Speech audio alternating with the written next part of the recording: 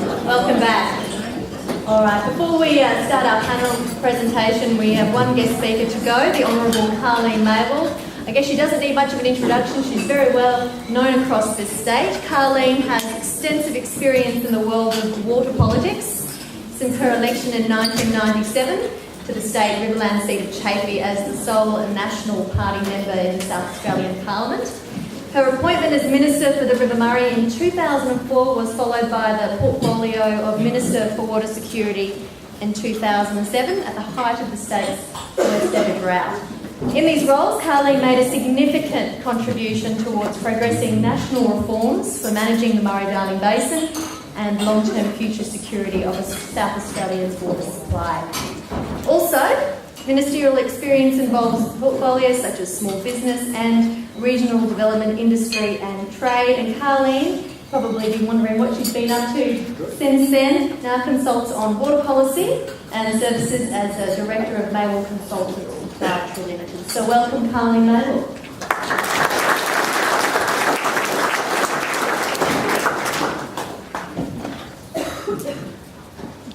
Thank you very much, and it's really good to be here. I'm going to see if I can drive this firstly. Okay. My topic for today is water. When is enough enough? Which is a really interesting topic because it depends where you sit in the debate. If you sit in Victoria or New South Wales, any drop coming down to South Australia is a wasted drop, and therefore it is needs to be reallocated to resources elsewhere. If you're downstream in the Riverland, anything upstream is being used inefficiently. Anything upstream is impacting upon your ability to have security of supply downstream. And any drop that goes over Lot 1 is a wasted drop. If you live below Lot 1, you have exactly the same opinion as those of the Riverland do, people who are upstream the border. So what it is when you stand in the system, wherever you stand, you look upstream with envy and downstream with disdain. Working in that environment and trying to push for reform in relation to water resources and water sharing is incredibly difficult. I have heard time and time again the issue of water security is about not having strong political leadership. The politicians and the states are fighting, and that's what the problem is. It's not as simple as that. Communities have grown up, communities have developed, communities have prospered and not prospered on the development of water for irrigation purposes up and down the length and breadth of the Murray-Darling Basin system. Those communities drive the political perspective. Those communities happen to have more people in New South Wales and Victoria and Queensland than we happen to have here in South Australia. So how do we progress reform, and how do we ensure that we have enough to do what we need to do? And that is to play our part in contributing to the production and providing for the world food demand. The history of water is an interesting one, but the most recent history, from 2007 onwards, has been quite an extraordinary story. It is only 2007 that the federal government for the first time took an active interest in water policy. Prior to 2007, the federal governments, successive federal governments, considered that water, as under the Constitution, belonged with the states. And getting any sort of response out of the Commonwealth to show strong leadership in this area was extremely difficult. Sitting on the Murray-Darling Basin Ministerial Council for a number of years, and prior to that being heavily involved in trying to drive reform in the water industry from a political perspective, I know the Commonwealth's position was, you states sort it out. It's not our problem. We'll convene and we'll sit up there and we'll take on the responsibility of chairing the meetings, but you guys have to work it out. 2007 saw that change forever when Howard and Turnbull introduced their National Plan for Water Security. Their National Plan for Water Security was about putting money on the table and showing some very, very strong federal leadership for the very first time. $10 billion was proposed, and in that $10 billion there was money for infrastructure improvement, money for water buybacks, money for urban water efficiency and reuse investment, and there was also a plan for the Commonwealth to take over the management of the water. The initial plan had wanted to establish a government agency reporting to one federal minister to manage all things water. Now, who in this room think that's a great idea? Just put your hand up. Do you think that's a good idea? One federal agency reporting to one federal minister to do all things to do with water. Do you want to be applying to the federal government to put in a bore on your property? Do you want to be applying to the federal government to actually pop up a pump shed? Because the land development comes under the issue of water. Do you want to be applying to the federal government to be doing all those things that you need to do with soil conservation, land management? Because that is all part of the water picture. Catchment management is what affects your water health. And does anyone really think that the Commonwealth will do that better? Let me ask you, what do you think about pink bats? What do you think about building the education revolution? What do you think about the service programs that Commonwealth governments have taken on? What do you think about how difficult it is to get money out of the Commonwealth through the irrigation efficiency programs? The agencies that are closest to you and the agencies that deliver on policy in relation to land use management, which affects water and catchment areas, is your local government, then it's state government, then it's federal government. Taking a lot of the responsibility for catchment management and putting it with a federal agency, reporting to one minister, sounds great on the surface, but when you start to scratch and you think, well, how much do we want to hand over to the Commonwealth? It became a more and more complex question. South Australia's position at that time, and I was the minister at the time, was, well, look, just handing it over from one set of politicians to another set of politicians because they sit around in a different room up in Canberra further away from us is not going to fix the problem because they represent the same communities of interest. Remember, going back to the point I made, that it's about the communities and the community's position in relation to water that affects how people think about water policy. Those people are represented in Canberra on about the same equal level of numbers as they are in the statewide parliaments. So just transferring it over to Canberra doesn't change the numbers, it doesn't change the community views, and it certainly doesn't change the politics.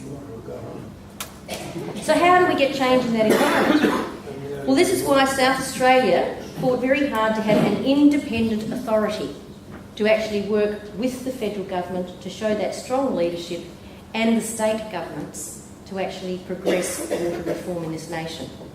In 2007, when Malcolm Turnbull decided it was impossible for him to get all of the states to refer all of their powers to him, he introduced the Water Act of 2007, which was passed through both houses of Parliament and is now law, which actually provides for the Commonwealth to have the bigger picture in relation to water management, to develop a basin plan, to determine how much the environment needs and how much is left for consumptive uses. The decision on how that consumptive uses are shared still remains with the states. There is not a government on earth, whether it be Liberal, Labor, Califumpian, that's going to come in and take water from one user and give it to another user. What has happened at the federal level is they've gone, all right, what we've done and what we've decided, it's over-allocated, so we need to take it back for the environment, get a sustainable footing, and then the sharing arrangements and the markets should work out where the water goes. So the 2007 Act was born, and the 2007 Act does have a heavy emphasis on the environment, too much so. But that doesn't abrogate the responsibility of any government to deal with the social and economic issues surrounding any kind of reform, major policy reform. You don't have to have it written in the legislation for us to know that there is a huge responsibility for governments to actually manage the social and economic issues that surround any kind of major reform. In 2008, there was a signing of a COAG agreement that progressed the transfer and the referral of powers to the Commonwealth. Powers were referred to the Commonwealth to develop a basin plan that all states must comply with the development of their own water allocation plans. So our water allocation plan here in South Australia for the River Murray area has to comply with the basin plan once it's implemented and must comply by now, 2019. The original legislation said 2014 for New South Wales and Victoria, New South Wales and South Australia, and 2019 for Victoria. It's now been decided and very much agreed that everyone should be transitioning at the same pace. So we've gone with the 2019 date. That also put money on the table that hasn't been spent yet. The difficulty you have with getting money expended through these programs with the Commonwealth agencies is quite extraordinary. The due diligence process to spend Commonwealth money in investment in infrastructure improvement is just mind-boggling. South Australia received money through that COAG agreement for putting pipelines around the lower lakes. The Creeks Pipeline Company and also the stock and domestic pipelines around Lake Albert. We had to get our Treasury here in South Australia to underwrite those projects, to get those projects started, to get the pipes in the ground so that those areas that required that water would get it before they went broke, before they shut down, before they did not have any water for the summer before last. If we'd waited for the Commonwealth due diligence process to occur, we would never have had those pipelines in time. The problem with that is that you have Auditor Generals, you have all these kind of things that are used by departments to slow down the process, and we now have an industry in due diligence. It's quite extraordinary. But those projects, when they were up and running and that pipe water was running through that pipe, saved the bacon of many of the people around the lower lakes to actually have access to that water at that time. And that water was pumping through those pipes before the Commonwealth due diligence process was completed. It's an issue. In 2009, the new Murray-Darling Basin Authority was established, and since then they have been working very hard to actually develop this basin plan that they are required to develop under the Water Act of 2007. It has very specific requirements in relation to what they need to do, and that is they first of all have to determine what a healthy system is. We don't have enough data to be able to determine what a healthy system means in every part of the Murray-Darling Basin. We have some guiding principles, and the guiding principles that were used in the original guide that came out in 2010 were guiding principles based on end-of-valley flows. So if you have an end-of-valley flow of a certain percentage, you will have a far greater chance of having a healthier system than if you have less than that. That's the basic principle. It's not science, it's a basic principle. But that's the best that the authority had available to them at that time, because the other work on doing other modelling through, another example is hydrological modelling and key sites, they did not have enough information to be able to put the guide out in the timeframes required to do it any other way. The guide, well, it was a disaster.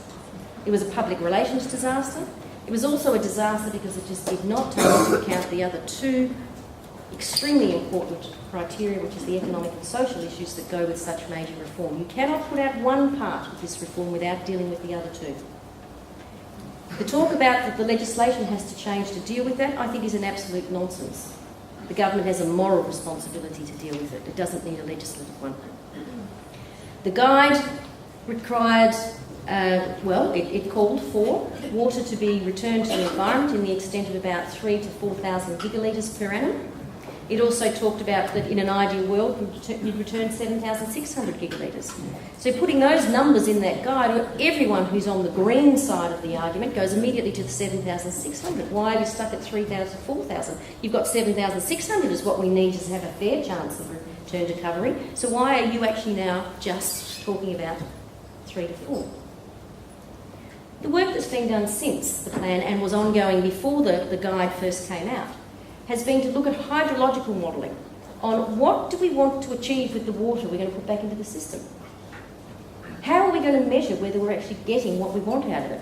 How are we going to know that the water that we have recovered for the environment is doing what we want it to do? So the hydrological modelling that they're now undertaking is looking at 18 different sites across the basin and saying, all right, these are the key assets that we want to look at and model, and how much water do they need, and if we were supplying that water, what happens in between? How much is actually recovered in between those sites as well? And in doing that, it throws up very different numbers to the end of valley numbers. It doesn't mean the numbers are wrong, and it doesn't mean the numbers are right.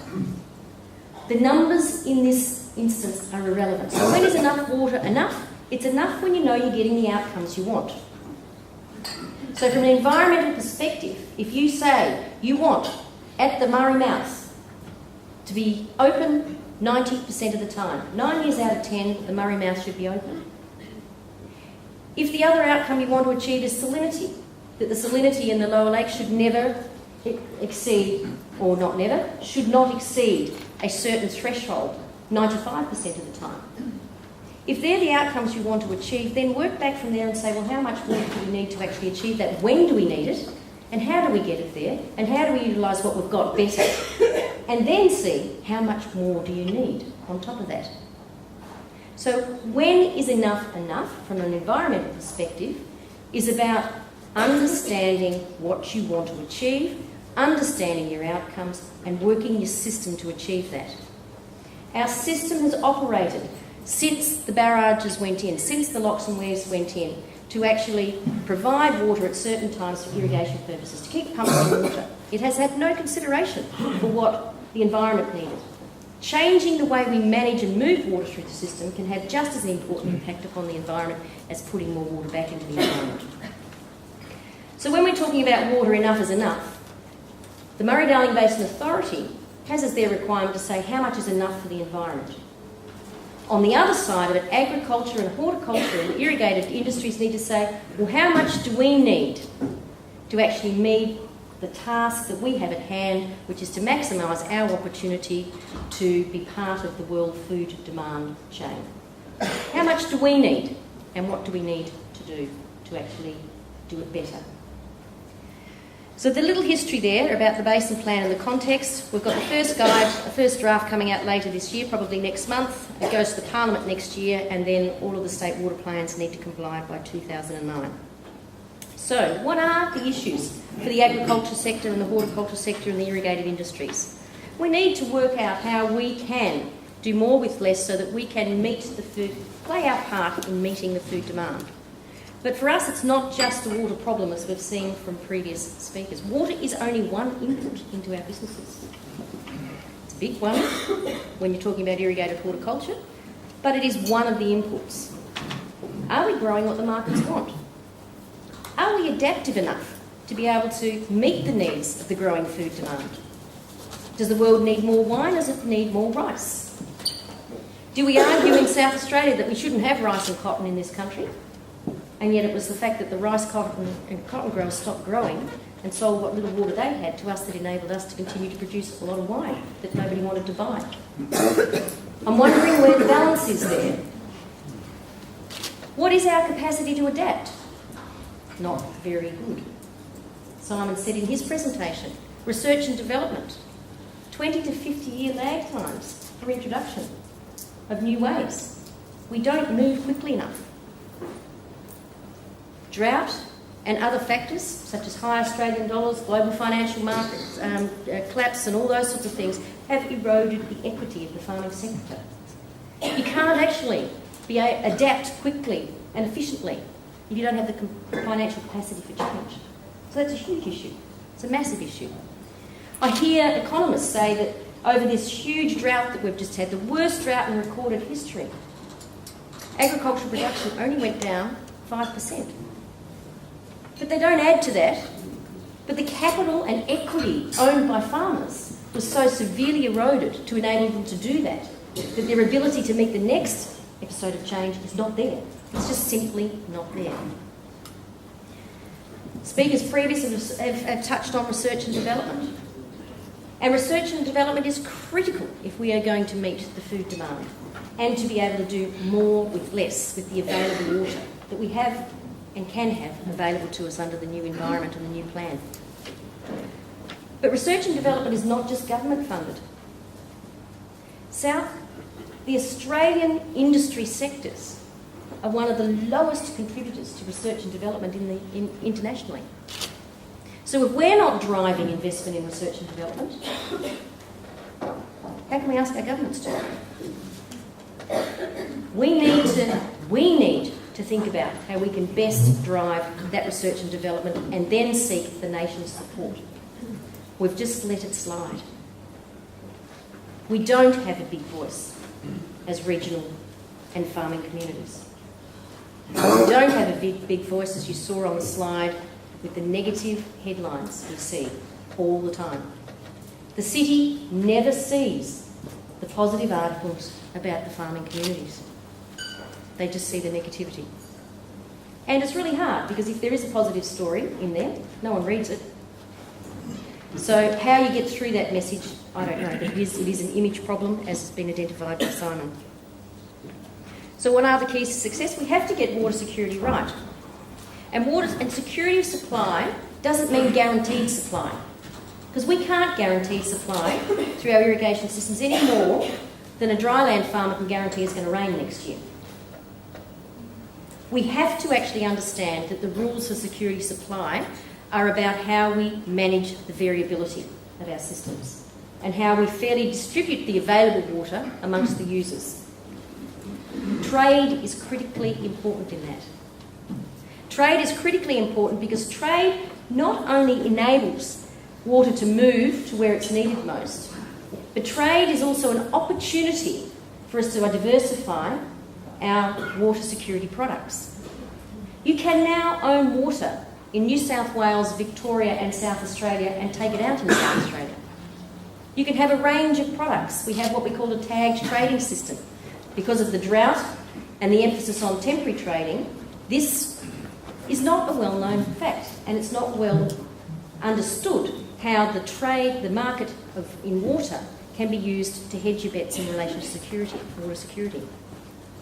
Having flexibility on how we use our water is also critically important, and this is why the recent announcement that South Australia has written into the schedules of the Murray-Darling Basin Agreement now access to storages. Sure, we have what they call horizontal storage, so as the dams fill up, South Australia spills first. But when the dams are spilling, we don't have a water shortage problem. When we have a water shortage problem is when there's air in the dams and we need to be able to utilise that space in the dams to actually manage our water across successive years rather than just year by year. Accompanying that, we need to build capacity within our farming communities. We need to be smarter about our markets. We need to know what our markets are and we need to have the capacity to be able to adapt to those markets. We also need to somehow find the investment ability to adapt and enhance our efficiency. And this is where we are struggling at the moment. The Basin Plan and its implementation is going to be hampered by the fact that the drought has dragged and drained the capacity of our communities to adapt. But what happens if we do nothing? And doing nothing is often what people call for when they're afraid of what the future might hold with change. But if we do nothing, we'll miss our opportunity to capture our share of providing for the huge food demand over the next 50 or so years. It will also lock in inefficiencies, and there are many, many inefficiencies in the way we use water. And it's not just water on farm, it's how water is delivered to farms, and it's also how water is delivered through the system from the dams to the point of offtake. There are many, many more efficiencies that we can invest in to ensure that we can do more with less. If we do nothing, we will continue to have diminishing markets and diminishing margins. We will also have underutilised resources, that is land and water. We need to be able to maximise the return for every hectare and every megalitre. And we simply can't afford just to do nothing. So what can we do? Well, the first thing we need to do is get the Basin Plan as right as we can. Those people who advocate that we should sit back until we have perfect science are dreaming. When have we ever had perfect science? We just don't have perfect science. We have the best available science at the moment. And the one thing we don't have, and haven't done in the past, is people to make decisions on that basis. You will not get it right all the time, but hopefully you get it right most of the time. And the way to get it right most of the time is to actually accept that you don't have all the knowledge you need to make perfect decisions. So let's make decisions now on the basis of what we do know, continue the research and develop, continue the understanding, continue to actually fill the knowledge gaps, and have robust mechanisms in place to enable us to review and go back and revisit if we've got the numbers wrong. How many experts on water do you hear on the airwaves and in our newspapers and on our televisions on a daily basis? Take out the barrages, return it to an estuary. Fantastic idea, and all our problems will be solved. More water for New South Wales and more water for Victorians. That's the code for that campaign. An estuary. What is an estuary? It's mixing of huge quantities of sea and fresh water. You can't create an estuary just by introducing one half of that. You have to introduce the other half, which is the fresh water. So to create an estuary and you take the barrages out, you need more fresh water. But where's that debate? It gets caught in the headlines. And it gets caught very well because it sounds credible. So the myth becomes fact. The fact becomes the perceived reality. And the perceived reality drives the thinking, particularly for the upstream users. This is a trap. It's critically important that we have the ability to be able to say at the national level, let's look at this option and see whether or not it'll work. And if it doesn't work, be able to explain in a clear and transparent manner why it won't work, and then we can put those arguments to bed. I mean, we still have people calling for the building of more dams. It's going to be great when we have the next drought and we have more empty dams. We can capture more water. It means we have less flow. Do we really need less flow in South Australia? Should we turn the other waters inland? Let's turn the waters inland, then we'll have more water. Let's pour good water onto bad. Let's not fix the problems in the basin, let's just get more in and pour it on top of it. What happens to those communities and those economies that are developed around those other resources? You know, these are the kind of things that we need to have a robust mechanism for review of all of these wacky, harebrained ideas that keep coming up time and time and time again. And the reason why they keep coming up is because there is no way that we can actually, as a nation, say here is an appropriate, robust mechanism to actually rule these things in or out once and for all. And you know, when I say once and for all, I say for this time being, because you never know, things change as times go by. But critically, we need to invest in research and development. Research and development in being more efficient with every single drop of water that we use. More efficient in our markets and our products. More efficient in our market systems. More efficient in our production systems. More efficient in our getting our produce to where it's needed. The distribution systems, as we heard before. Farm business capabilities. The farm business capabilities is a huge issue for us in actually meeting this need. People who are in the red cannot invest in change. New business models, if we're going to compete on a national level, because let's face it, we all know we're not competing on a level playing field here. And if we're competing in this world market for food demand with countries that don't have anywhere near the health and safety and the work cover and the work choices and all of these things that just keep mounting as costs associated with doing business here. How can we compete? We've got to think about our business models. We've got to think about the kind of things that we need to do. Is getting big better? It's a question.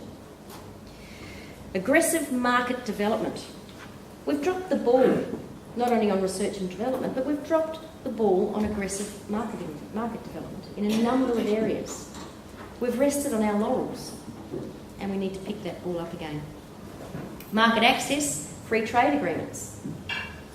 Free trade agreements are critical for Australia to be able to access markets. And if we close our borders down, ask yourself how other countries are going to feel about opening their borders to us. Interesting question. Our market knowledge. Our market knowledge is something that we don't do well enough as a farming community. I think there are many, many opportunities for us to better build our expertise in knowing our markets and knowing where they're going and understanding where we need to be and how we need to adapt to those. So, my conclusion is that we're spending far too much time and investment in quantifying the known problems. We do report after report after report after report, and we stick them on shelves. And then someone comes up with the bright idea, we need to investigate this again. So instead of looking at what's already there, we go and do another report. Consultants have a ball. We need to get on with changing the way we do things and investing more in changing the way we do things instead of quantifying the way we do things. Change is inevitable, We need to start thinking about it as being good. And it's our future. And we have to stop waiting for someone else to fix it. It hasn't worked to date. We need to drive our own futures and drive our own agendas in relation to meeting that food demand. And we need to bring the governments of the day, of whatever persuasion they are, along with us as partners in the journey. Thank you.